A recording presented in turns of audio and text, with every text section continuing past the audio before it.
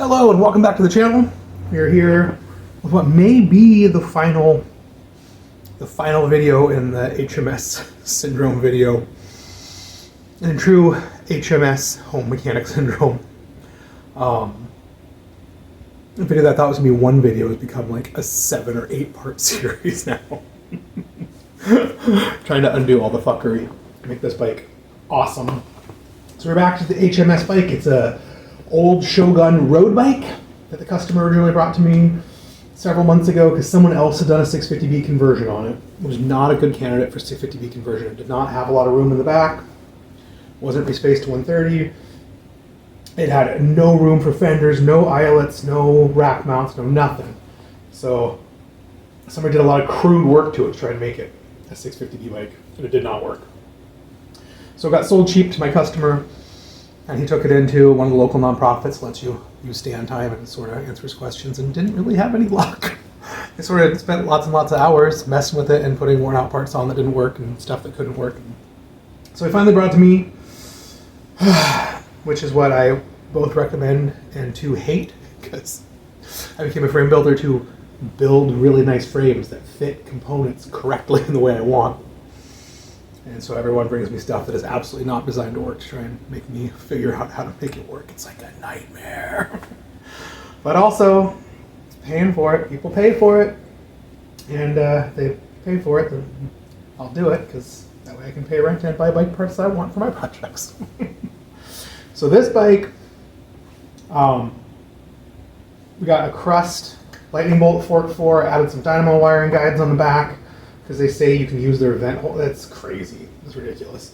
I dimpled the stays, respaced the rear end to 130, aligned the dropouts, put a pump peg on, so we have a cool pump back in the chain sticks, one of my favorites. It had the original 3 full cable run guides on the top. They were all rusted out, almost broken. Let's put a set of split stops on.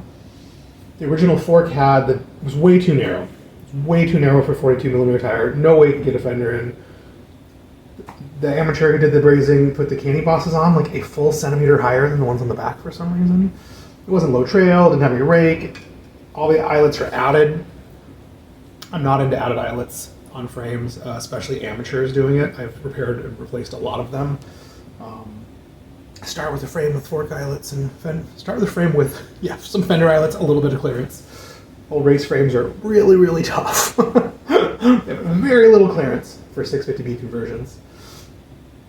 So, and amateurs often don't braze eyelets on wrong, right? They overheat them like crazy, the flux burns, they get almost no material penetrating, there's big blobs on the outside, none underneath where it needs to be. So they break off pretty easy, especially with racks. For fenders, you're like, okay, whatever, probably gonna be okay. With racks, I'm like, you're definitely gonna get a flimsy rack, you're definitely gonna overload it, you're definitely gonna break this eyelet off. So the customer took it home and painted it with the spray bike stuff. I know it's really popular because it seems cheap and easy. It is really hard to do and it doesn't work. It's on here, but it's like any Krylon or any other terrible cheap rattle can stuff. Just every time I touch this bike, it just chips off in giant chunks. They're like, oh, you don't need to do any prep. You don't need to sand the whole frame. Yeah, you do. Clear coat sticks to sanded paint sticks to sanded primer sticks to sanded metal. Clean and sanded. That's just the way it works. No one wants it to work that way, but that's just the way it works. Sorry to tell you. And then bikes and round tubes and high touch areas, you're always locking them up. It's hard to keep things rattle can from shipping. That's why real painters charge so much money. The product's so high quality and all the steps are so hard. Anyways, I'm ranting. That's neither here nor there. This video is on how to do dynamo wiring inside fenders. That is a weird thing that a lot of people are like, why would you do that? I don't know, it looks more trick. So if you're a bike, you know you're gonna leave the fenders on year round. You don't want zip ties all over everything with wires going everywhere. I really don't like doing internal dynamo wiring inside frames that much anymore. This one I did, the first thing I do on a build is install the rear taillight dynamo when it goes internal. I know it sounds weird and backwards, but it's true. I usually do that, fenders first, and then do the rest of the build. But this bike's been a little out of order. We just finished the fenders. It just showed up yesterday. Got them done today. So this little internal guy's going through this little hole in the down tube, pops out through the bottom bracket shell, right here. So it's going to run inside the fender, up. We got the rear light is on a cool little light rack mount that was made by Fendler Supply. He makes a bunch of different ones for different applications. They're really cool. They're aluminum. They're like anodized. You can bend them. You can make them fit different things. So it's just on like a rack eyelet, just sitting up here with a little B&M tail light. Wires here. I've already wired one of them to the ground bolt, and then we'll wire the other one hot inside the fender to this single hot wire. And then this will pop inside the fender with this main wire and come out, and the taillight plugs into the headlight. So they'll run together for a ways, and then they'll split up when they pop outside of the fender. Taillight will there, and then the other wire, the rest of this headlight wire, will run down the fork blade and plug into this Sun Deluxe. Is it the wide body? Sun. Doesn't say it's the wide body or the 28. Maybe it says on the side somewhere. I don't know. They're changing them. I like the wide body. It's a little heavier. It's got a steel axle. I'm into that because I'm heavy. I think I got the disc one recently and they didn't come with a wide body, so I'm using it on the front of my Pro Tour bike. So it's got my weight, plus I carry a lot of heavy loads on it. So we'll see if that one holds up for me because I usually only do the steel front axle. So the first thing to do is figure out how we want to run these wires. So I'm probably going to do like a little loop. It might wrap around here and here. I don't really want it to come back and have wire everywhere, so I'll probably do a loop, ignore all this is what I usually do, and pop into the fender really far up front. So there's like no wires everywhere. So it's really like, comes on this side, comes up and in, real tucked out of the way. I only leave a little bit of extra room in case you want to adjust the headlight or put an extra spacer in or something. And then she'll come and pop in where there is room. So I'm going to mark the spots where I want these to pop in. And there's no shame in taking an extra bit of wire and holding it up and trying to figure out how you want it to run. Because it's good to figure that stuff out before you start drilling holes in things. You can't undo holes in aluminum. So yeah, just like this. I'm going to come in not on the very top of the fender. There's a little bit of room between the bottom of the bag in here, but not the very top. If I did the very top, it would make it a lot easier to move this light mount to the other side. Now, every customer in the world wants their light on the left-hand side.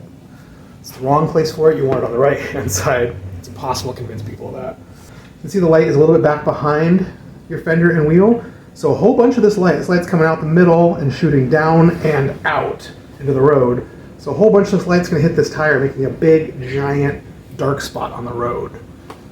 And a real bright spot on the tire, which is annoying. But luckily the handlebar bag will be there and you won't really see it. A lot of Pro Tours and things, I really push my light mount out quite a bit farther. I really want it, on a Pro Tour rack, I love getting it almost all the way to the very edge of the Pro Tour rack, so there's nothing, no tire, no nothing, so all the light can go out and hit the road. And if you're doing the left-hand side, people are like, oh, cars can see you better, you're safer. Are you? You're in the very far right-hand bike lane. That car that can see your light is across your whole car lane and into their car lane. And the distance between the light being on this side and on this side is like 5 inches. Not 5 feet, 5 inches. Having it on the other side does not make you less visible. Having it, if someone's going to T-bone you coming through an intersection, they might see you better because of the light being on this side. They really might. But you also have the light reflecting off all the chrome and the aluminum. You have the light all over the street. You have your tail light. If you're smart, you have some reflectors. Just even a little bit of 3M, like black, like matte black reflective tape is like as bright as any reflector in the world and super subtle. For a rando bike, you should have some reflective stuff.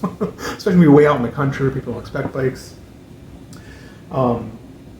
So 6 inches is it doesn't matter. On a car, if a car has their headlight out and they're 5-6 feet wide, people might think it's a motorcycle and maybe they'd come into your lane and hit you. On the other side, however, you're riding on the right-hand side of the road and people are coming out to make left-hand turns, right-hand turns.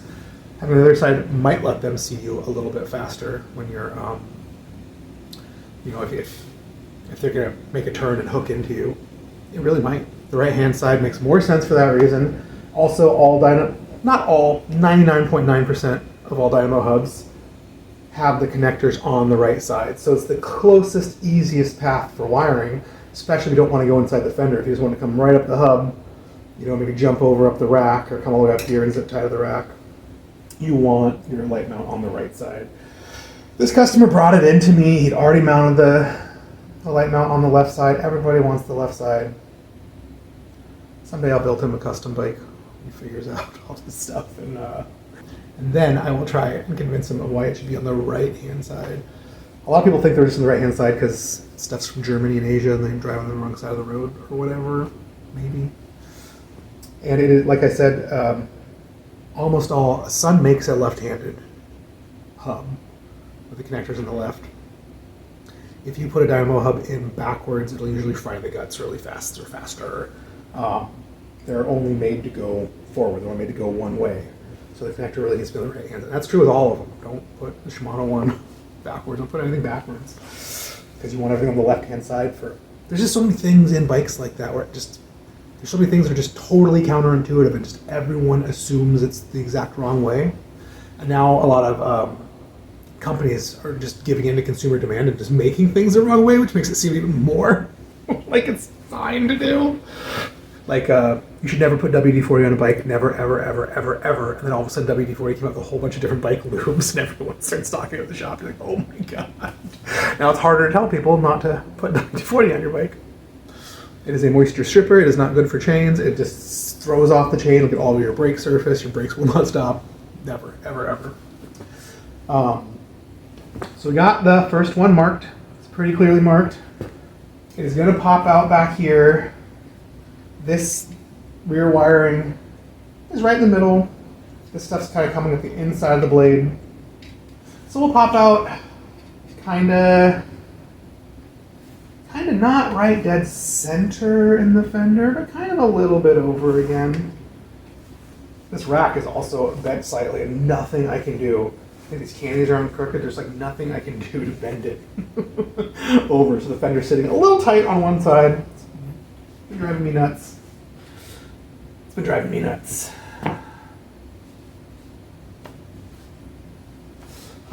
It's just a little bit annoying enough. It's a little tighter over here than over here, so I could pop it out. This is going to come up and sort of arch in. So kind of do the same thing. So maybe the center, I'm going to come way down on the side of the fender a little bit. Back just a little bit. Make my mark. And then for the rear, we got the taillight mounted here. Got this extra little wire. I think we'll come back to make it more subtle and put it on the back side, kind of where the pump is. So that'll just make her more shuttle and keep stuff out of the way of the brakes and stuff. I want everything to go back, back, back. Oh, I don't want them to grab the pump and accidentally grab the wire. That is a good call. Maybe I really should bring it out the front and put it right here where you can see it.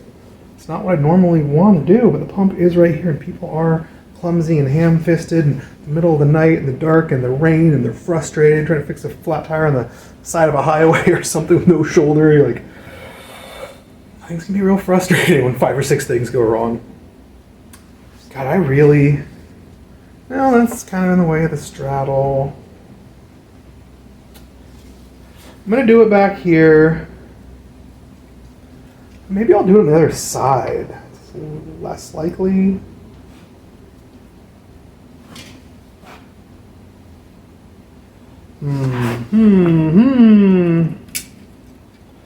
Yeah, it'd be real easy to grab that wire, bro. Really should just do it right out front. I know that's weird. Let's put the brake back together. Ugh. Have it come right down, straight down here. Yeah, I'm gonna. It's slightly less elegant, but it is very much slightly smarter. And a lot of people do a lot of things because they look elegant and they cause more problems and they're just gaudy and weird. A lot of people like put gaudy stuff all over their bikes to make it unique or whatever, and you're just adding weight to make it weird and grab attention, I guess, but it makes it less functional, really.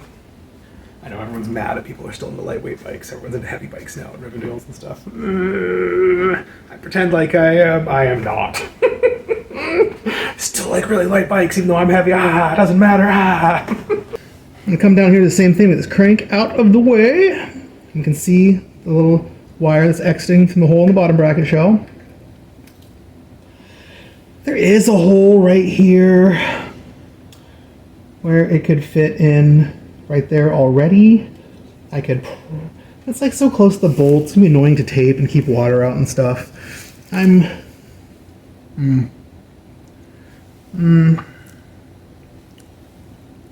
This frame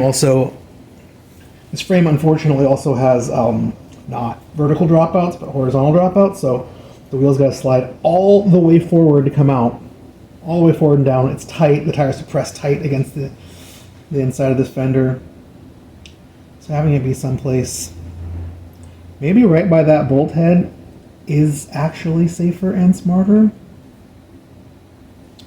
So I'm thinking we will just use this natural slot in the fender, set this bracket all the way down.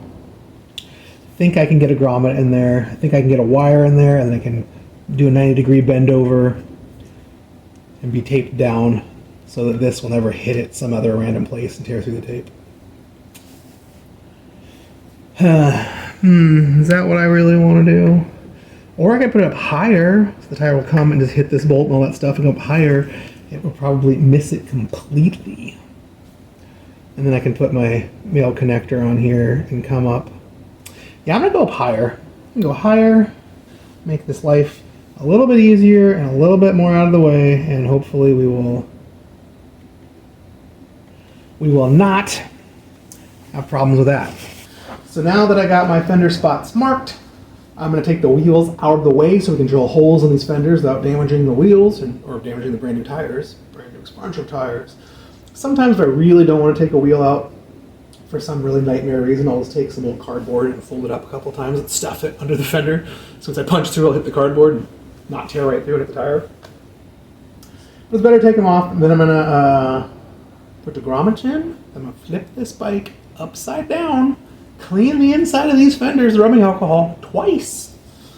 Then we'll get them all run, and then I'll show you how I tape them down with special HVAC, like aluminum duct tape, because it will last forever. It'll never come off. Rocks won't tear through it. It's just kind of magic.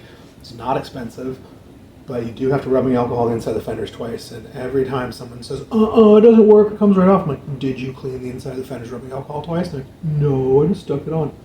Fenders come pre-greased from the mold. These fenders are covered in a thin layer of oil and lube. Nothing sticks to oil. That's why people use it for stuff. So let's get partying. Now drill these holes. I don't want the drill to run all over the fender and scratch the shit out of everything. It'd be a bummer. This is like a $2 tool at Harbor Freight. It's a spring-loaded center punch. I'm gonna find that black Sharpie mark. Put this guy right in the middle of it. I'm gonna look. Actually, it's a little bit of a wave in this fender. I'm gonna put it right in the middle of the flat spot. It's not exactly where my Sharpie mark is, like a millimeter higher. Now I have dented this fender. Dented. This is like an 1/8 inch bit, I think, or 1/16. It's pretty small. We're all the way through, and when you do get through, it likes to there's nothing that holding pressure against you anymore, so be careful. Get ready to let up so you don't come down and smash this moving, spinning part of your drill into your nice chrome rack or $200 Edelux headlight or anything. And you can always, out of paranoia, set rags over things, set a piece of leather over things. Here's a 1/4 inch drill bit. Okay, I'm just gonna open this hole up a little more. Can you even see the hole from here? No, not really. Open this hole up to 1/4.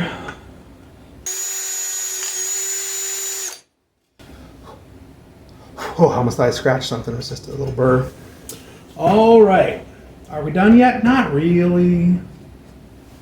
I'd like to take another little bit. There's going to be a bunch of sharp edges everywhere. So there's all sorts of fancy tools. For this, we can really just grab any slightly larger drill bit. Maybe come from the top a little, maybe from the bottom. So way too big to actually open the hole up wider, but just enough to sort of scrape all the little sharps and knock them off. Break all the shrapnel free and off. Ooh, shrapnel free and off.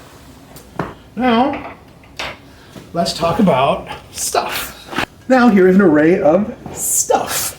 There's my little Dynamo wiring kit. I got extra coaxial cable for sun hubs. I got tons of extra B&M stuff. I have bags and bags and bags of all the little hardwares and connectors you need. This stuff's all cheap. I get mine from Peter White Cycles. You might find it someplace cheaper. He's really hard to order from. His website's like 40 years old or whatever, so it's like you can't just click on stuff.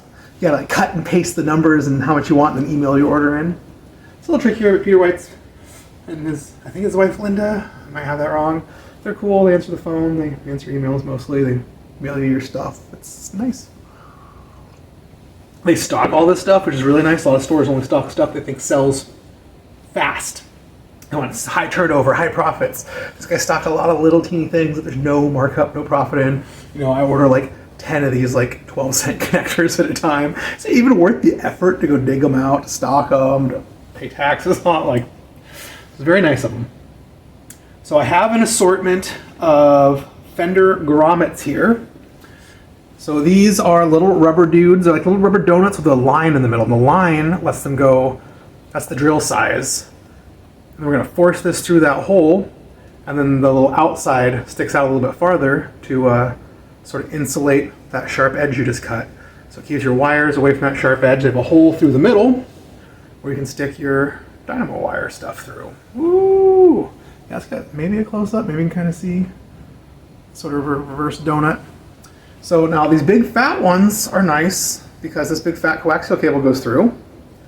Cool, cool, cool, cool. But there's too roomy, but we are going to be sending in, so we will have a section going through this fender where we have the sun coaxial wire, so a thicker wire, and the really thin B&M wire going in together. So I usually like to wrap them around each other, well really just the B&M wire around the sun.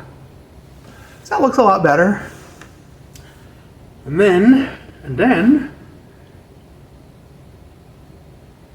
that can go through this fat one, easy peasy, lemon squeezy, but it is kind of loosey-goosey in there still. We're taping it from the bottom, this is on the top, this could get water in. It probably won't damage anything, the tape's in there, so the water will probably just sit there, then evaporate and fall out. It's probably not too big a deal to use these biggie fatties. And a slightly smaller fatty, but the inside's the same. This guy's even looser. Different hardware store ones. And then we have the small hardware, like 1/4-inch one with the very small hole, which will fit the sun coax just right, but will it fit the B&M as well? Probably, but if so, probably really tight. Can we do it? Can we do it? The B&M is like, no, bro, no. And we have the Rene Herse ones. They're a little softer, a little suppler. They're nicer than these hardware store ones for sure, but still, 1, 2, 3, 4. It's still more expensive than hardware, but not by a lot. I can tell you it's worth it to buy a $6 thing from Rene Herse. You can probably get anywhere else online for like $1, maybe. These Rene Herse ones, it looks like I might be able to force both wires through at the same time. Or sometimes I feel like I'll put the B&M wire through first, and then we'll try and force the sun coax, because it's a lot thicker and heavier duty and easier to push. Oh yeah, that is the trick. Because now we have them on here, we can pull them both through. It is really, really tight, but we keep water around stuff, which probably doesn't matter at all. Let's try these, and if they drive me insane, which they might, I might pop these out and put these bigger ones in. I usually drill the hole a little bigger for these, I think. Sometimes I'll just force them in, because that'll actually make them a little bit tighter. We do weird stuff. All right, you can kind of almost see that hole now that it's drilled. So this is tricky. We don't want to scratch anything, so I usually push them through from the bottom in case I want to use a little tool or something. So you can get like half of it through, and sort of smush some more, and then sort of smush some more. And that is loosey-goosey on that hole. These Rene Hirsch ones are maybe not made for a 1/4 inch hole, maybe for one size smaller or so. But it doesn't matter, it's covering the entire thing. It might fall out too easy when I stuff both of these wires through and pull them all the way through. It might. It might. But I say we try it. So I usually don't put the wires through until with the heads and stuff. I usually cut this to get everything through the easy way. The female plugs into the bottom here, so we got that. This wire is definitely way longer than it needs to be. So I'll probably end up cutting this other end off anyways and redoing it, but I don't know where or when. I'm gonna push that one through.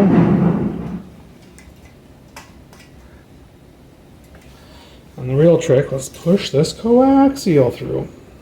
This coaxial one is already cut properly for hooking up the connectors, so you might not want to mess all that stuff up. So we might just wrap it around and see if we can get it through all complete. Maybe put a piece of heat shrink over. But often I usually get frustrated, I just cut this wire right off and then just recut the ends at the end. Did a video recently, the last video, the one before, on how to cut and do the crimpers and connectors and all this stuff on these. Come on, Berber. Come on. You know you want to. You know you can. Nope. It's just bunching way, way, way up down here. Let's put a piece of heat shrink on so maybe it'll start. I'm going to actually use the heat to shrink it. Not trying to burn the plastic, just trying to get the heat to shrink. Shrink-a-dink, shrink-a-dink. Yeah, don't burn, just get smaller. You brat. Smoking and burning. It's like, no, I'm really hot. But now we gotta wait a few impatient seconds. I'm too impatient. Let's screw this all up. Ah! Come on. Come on, Berber. We got the room. We can do it. We got the room. We can do it. Oh, there it goes. Come on.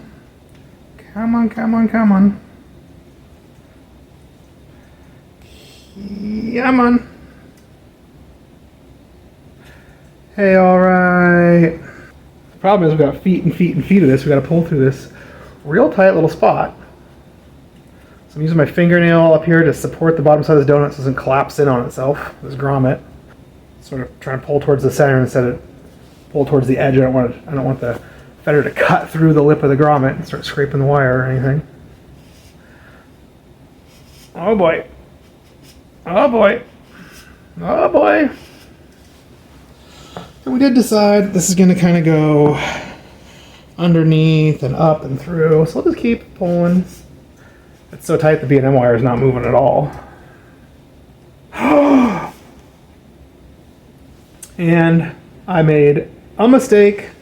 The wire needs to go underneath and up inside the rack here. We're going through the outside of the rack. Wow. There's really no way to just unbolt something easier. I gotta do it there. I gotta do it there.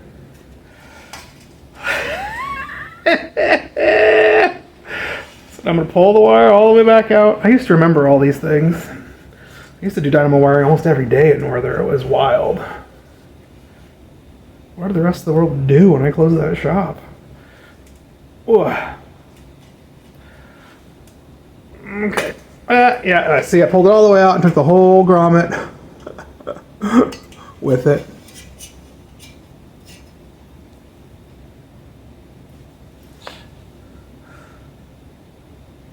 The grommet still looks totally good. There's no damage. It's not cut. These are actually really hard to get in usually with the wire, but let's see if we can do it with this wire already in there. Out of total laziness, it took me 2 seconds to pull that out. All right, it's in. I can feel it from the bottom. The donut looks just the same at the bottom as it does on the top. Let's try this again. It's going to come up the way I want it to. Yay, I'm going to get all the tension out of this wire too. It's all like twisty and curled up. So we want it just to come right up and go right into there. Take 2. It's trying to fold it on itself. Let's put the fingernail back under there for supports. It's almost popped all the way through. No, pop through. Okay. Now we're past the thick part. We're golden. Now if this starts scraping up your wire or cuts all the way through the grommet, starts damaging the wire, it's time to replace the grommet. Do something else. Use a bigger one. Hey, all right. So now we have just a little bit of wire. It's kind of coming up the back. It's going to go in the front. Should hold itself out of the spokes. If there's a real problem with that, we can always undo this bolt and run the wire on the other side of this or something. It should be fine. We got this. Is this enough? It's not really very much. Let's see. This I'm going to take and wrap around the Edelux wire. Doot, doot, doot, doot, doot, doot. Like, what? Like hand sewing something. Sometimes I really get a couple of feet of this and really wrap it. Tight little coils. God, I really think I do need more. I do think that's what I want. Pull some more of this up. Now, this would have been a lot easier before I put it through. Wrap. Wrap. Fiddle, fiddle, fiddle. Twist, twist, twist. I just want to leave enough so it can pop out and go up into the little plug on the bottom of the Edelux. Let's look at that! So the Edelux has the little plug right there.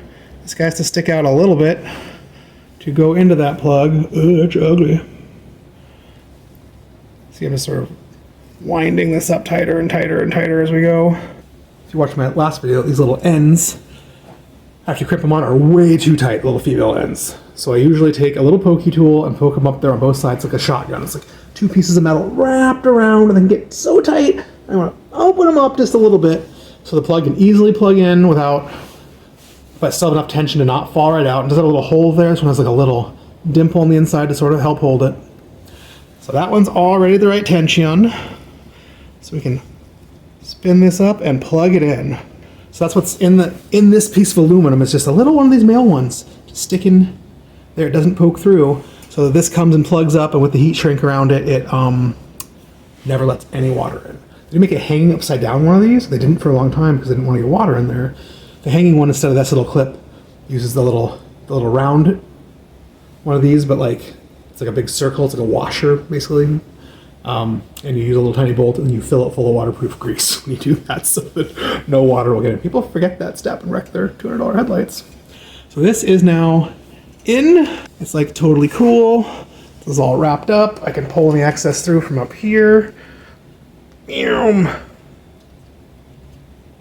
Tight, tight, tight. Now we have these 2 wires together again, and we're going to come and pop out here. And then I have decisions to make, like how much wiring I want in here. Sometimes if there's just a couple extra inches, usually I will leave a couple extra inches in here. I will roll it up like this and then tuck it in underneath the tape. So if someone tears their wire or breaks it, instead of replacing the whole wire, I can just unroll these couple extra inches, like they break the head off or tear it. I've never actually had anyone do that, but it seems like a smart thing to do. Seems like a good idea. I've not drilled the rest of these holes because I didn't want to turn my camera off yet, but I'm going to do that right now, and then we'll be right back. Inverted world! So I flipped the bike upside down so I can see inside the fenders, work on them easier. And then I just made a huge mistake and totally blowed myself, so might as well show it. So I was like, oh, you don't need to re-see me put the double wire through the grommet. We already did it. It's not fun. So I decided to do this one. and then decided it was in too long and pulled on it and yanked the whole grommet out of the fender. I might try for a minute and get frustrated and scream, but it is about impossible to get this grommet back into the fender with the wires in there. I don't know how it came out. I barely pulled on it. You really do need to hold your fingernail against it to hold tension. So I'm going to spend a couple seconds, but I do not want to damage or cut these wires. If I start getting frustrated, I'm just going to slide the whole thing off and do the whole thing over again, even though it's that giant pain. I have this deep, dark desire to use a screwdriver and try and force this in, but I've done that. I know if you do that, you just tear the grommet up, you stab the wires, you break them. So I'm going to use a little Allen wrench because it seems a little bit softer. Try and just tuck the one side in first at all, if we can. And 0.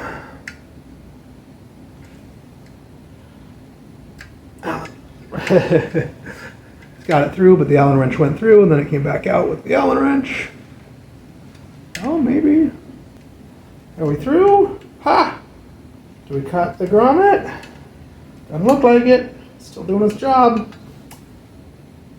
Thank God. So you can see the grommets through on both sides, the wires through on both sides. Like I said, I'm going to leave both these wires a little bit long. So I'm going to fold them up like this. They're going to come past where they need to be. So we push everything down, tape it down. We'll have a little bit of extra to play with and futz with on both sides. And then this is going to come out and go on the other side. But go down these fork blades, and I'm going to have like a foot too much still.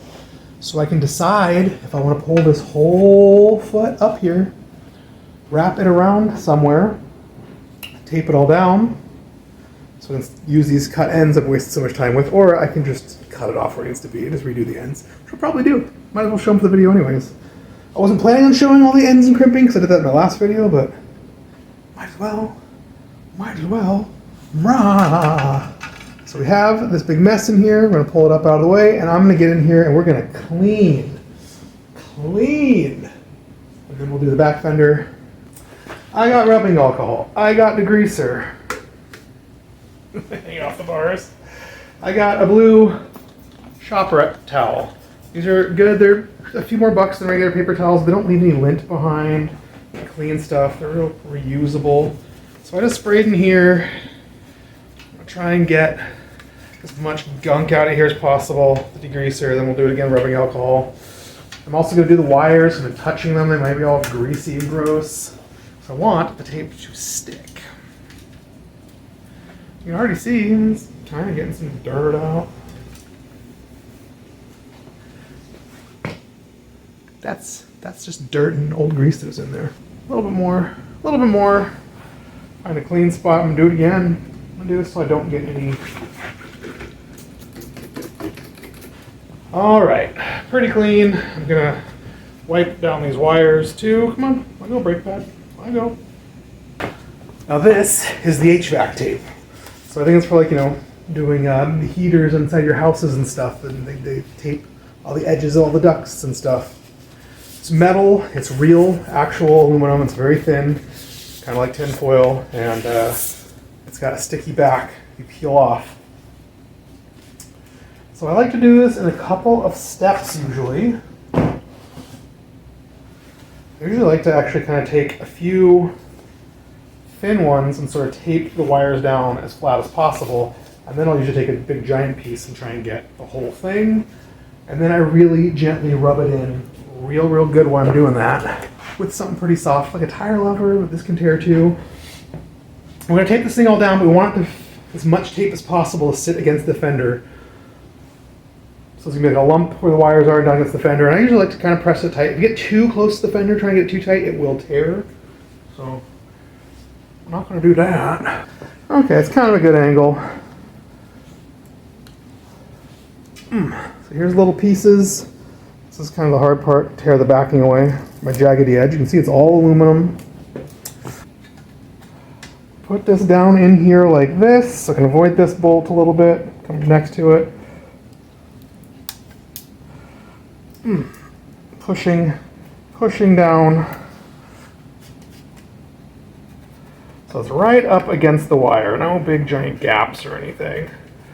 Push it down nice and firm.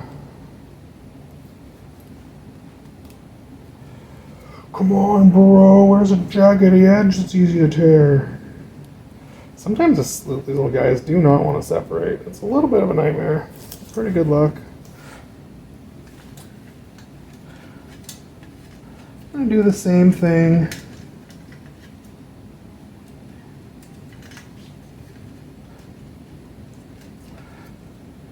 Same thing here. Pushing it right up against the wire, then wrapping the wire from the other side, pushing it right up against it, and pushing it. So you can see, I know it's hard to see silver on silver. A little bit of tape here, a little bit of tape here. I'll come up here and do the same thing up here. I'm going to bring these wires up a few inches.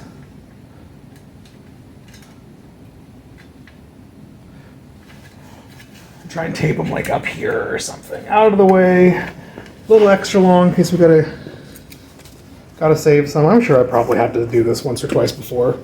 Somebody broke a wire or tore it off. Untape it, pull it forward.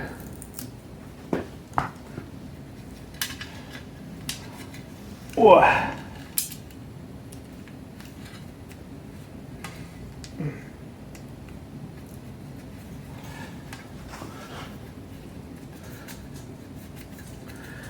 Now, I know like Renee Hurst sells a tool and has an article or two on it. Some people are probably asking, why am I doing this instead of just running it inside this channel, this rolled lip on the fender? Unrolling this lip to be able to get a wire through is very hard. You usually just warp and wreck and just destroy the side of the fender. And then you bend it back and it just looks even worse. And the wire's trapped under that rolled lip. The rolled lip is really too small. It's maybe the right size for the B&M wire. It's not made for the Sun wire. I think it's a lot of extra work. I think it's ugly, and I think if you have any problems, it's gonna be a lot of extra work. I think that this HVAC tape thing works pretty dang well. So now I got a big piece. Is it long enough to do all this? No, I need a slightly longer big piece. And we're gonna push it down, do the same thing, be tricky up against these bolts. Don't worry about the bolts. I'm gonna tape right over these heads. It is so easy just to tear a little bit away later with a pokey tool or side of a screwdriver if you ever have to get in there and tighten those bolts. So it doesn't matter. Now I cut a longer piece of this tape. It is maybe even too long, but it kind of shrinks up going around all the hills and valleys of wires and bolts. I can always tear some extra off later. So I am gonna just tear some of this back like that. Get in here and we'll just start, do a little bit, about a little bit. Sometimes this stuff's way too wide for the fender, narrower fender, and I cut a strip all the way up the side or something to make it narrower. Try and put the middle down in the fender, right in the middle.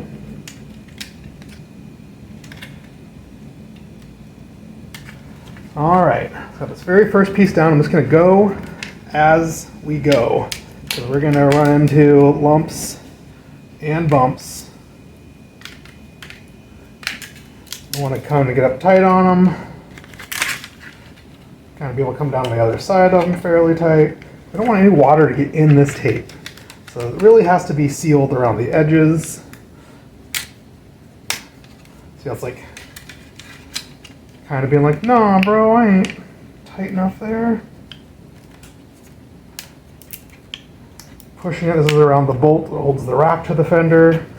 So it's okay to make the edges all ugly. We're trying to waterproof them. This edge right here is real close to that hole in washer, so I might even take a little chunk of tape and put an extra little patch over there just to really help keep the water out. I'm gonna there we go, kind of V-groove this a little bit. Make it more of the shape of the fender so it falls into place a little bit easier. Pull some more up out of the back. It's trying to get a little crooked here.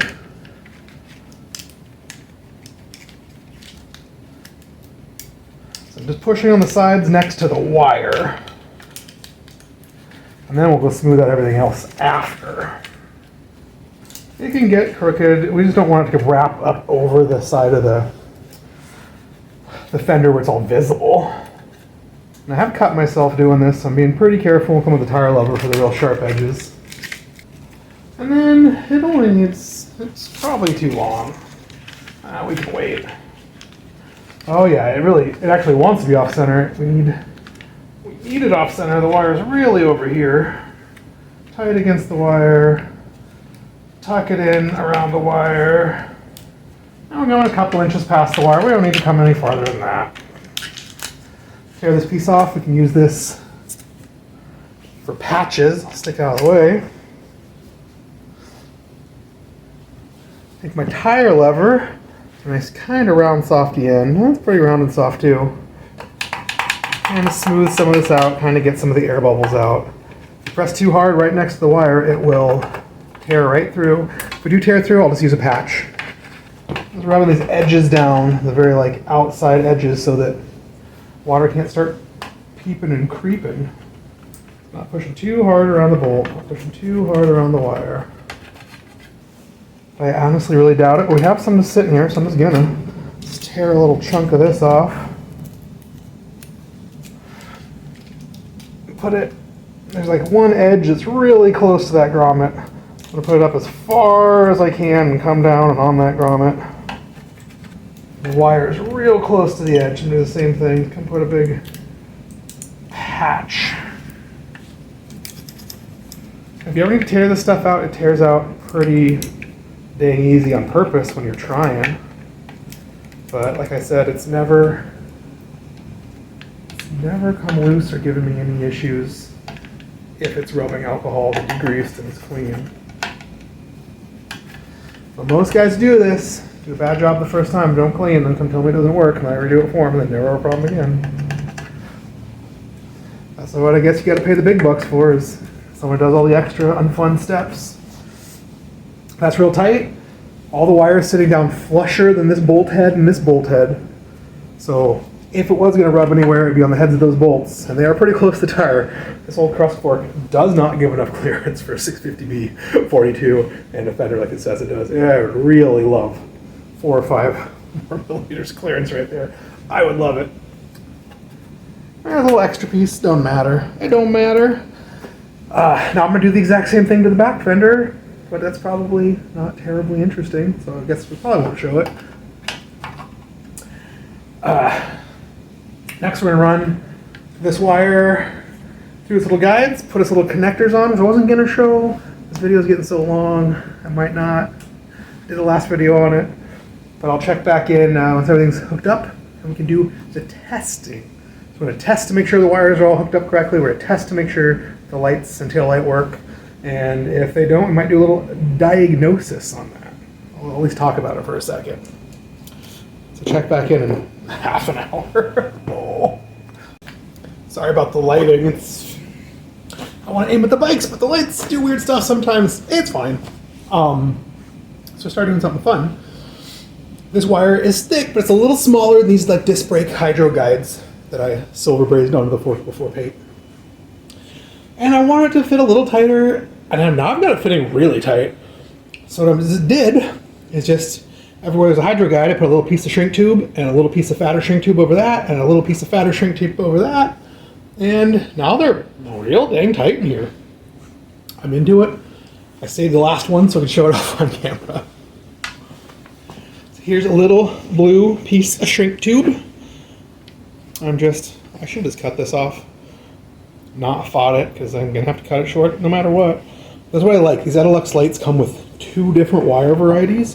One is just extra long, no connectors. The other one's really short with connectors.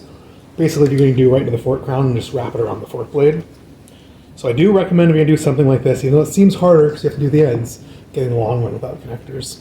So we can do whatever we want with the wire. Like, take it all the way down a rack and through a fender and down the fork leg. It is what I recommend. So you can see this last little connector. I'm going to put the heat shrink right about in the middle of it. And then just gently, slowly, patiently let the heat do its job. I'm twisting my finger so I can go all the way around. It's in the 40s again today, low 40s. So I am actually kind of freezing. I'm like too cold for just this shirt and the vest, but kind of be too hot with a hoodie. At least you can't see my breath. Some of these videos you can really see my breath. I'm like, Hands are a little cold. And I keep forgetting I'm cold because I'm sipping tea the whole time, and then I'll run out of tea. And I'm like, why am I so cold? All right, so I put this one just kind of right over the blue one. I'm put this one in yellow just so you can see it better on the old camera. Heat shrinking that bad boy. Gentle, slow, away from the flame. Don't burn it. Don't go too fast for it to actually shrink. And I'm doing a third layer with the ultra valuable black because everyone just wants everything black all the time, so boringly. I hate black on black on black. Ugh. So put it on. So hides the whole thing.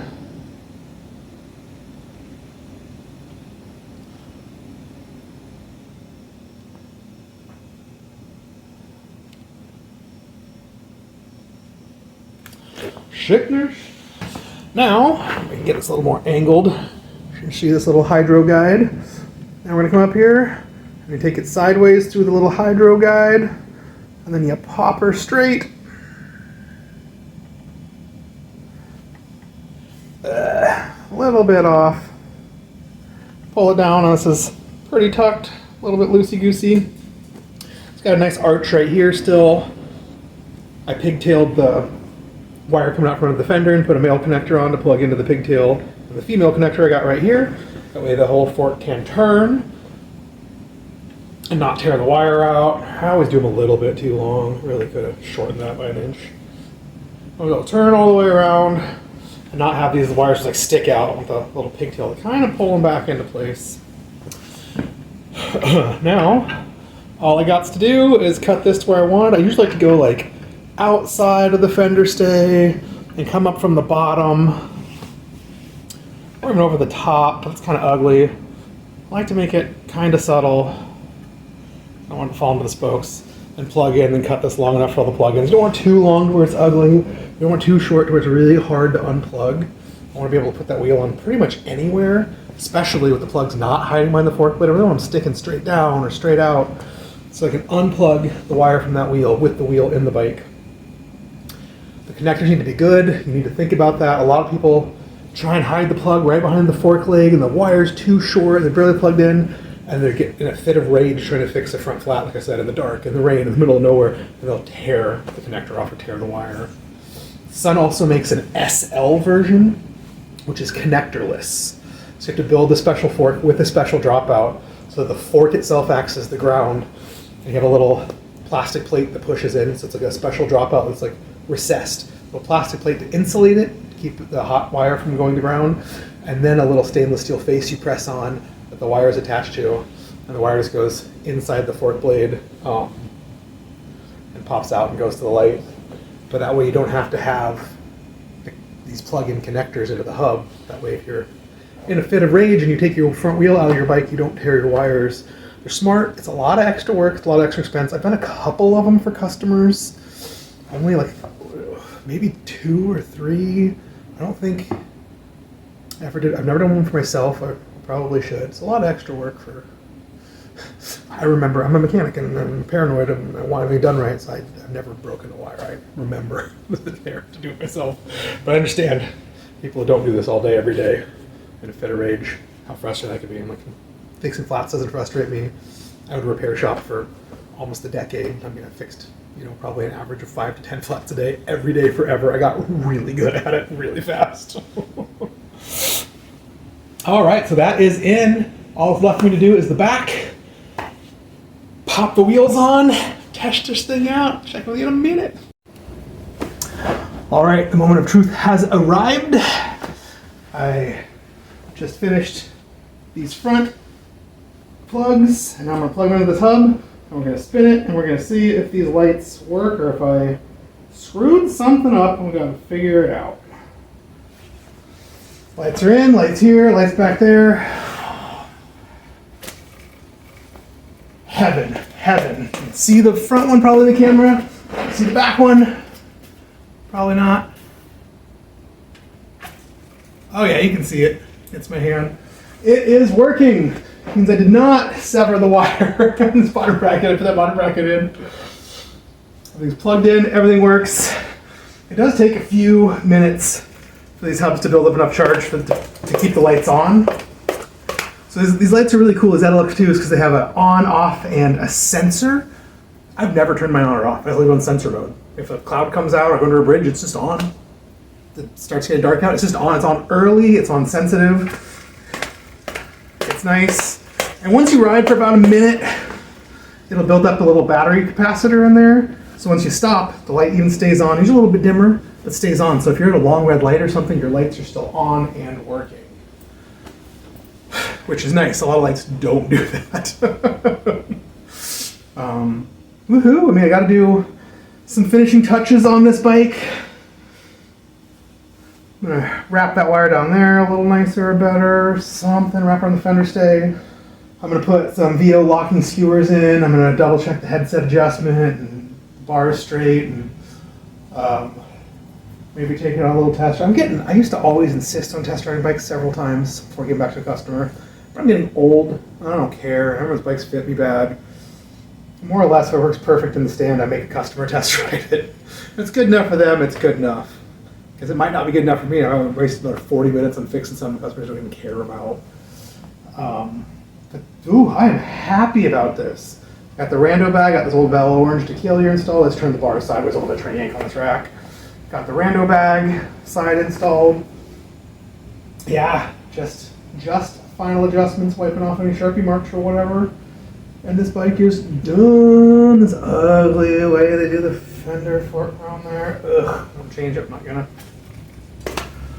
Rando bike. The H.M.S. basket case is now a pretty sick rando bike that should work pretty dang good for a very long time for this customer. So that is exciting news.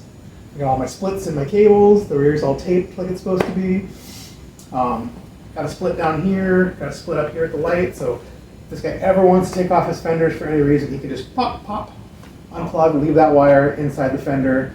If you really wanted to, you could zip tie an extra wire real ugly all the way up the stays or up the seat tube to the light or whatever, make it work. The front, not so much. There's no split here, and there's a split here for the back light, but not for the front lights. So if you wanted to take the front fender off, which is a nightmare. It's got a bolt here and a bolt there and there. And the wires, I could cut these headlight wires and put in the splitters. They make a male and female version of the Sun Dynamo hub too. So they can just put in plugins if I want, but it makes the line of the wire a little weird, especially I could do it kind of right in the middle maybe. So this is totally something I could add later if we ever want. Pretty easy.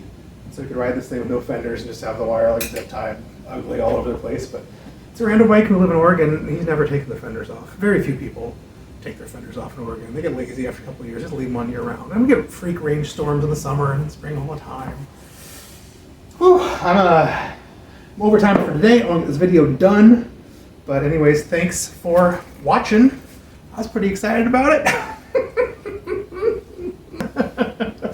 Anyways, thanks for watching.